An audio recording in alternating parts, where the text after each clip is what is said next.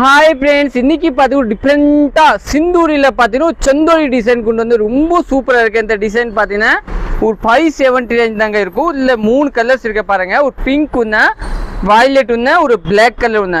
இதில் பார்த்தீங்கன்னா நம்ம வயலட் கலர் பார்த்தீங்கன்னா ரொம்ப சூப்பரான டிசைனு. ரேட்டு பார்த்தீங்கன்னா ஒரு 570 ரூபா இருக்கும் பாருங்க. இதுதான் உங்களுக்கு வந்து பல்லு கொடுத்துருவாங்க, ரொம்ப சூப்பரான பல்லு.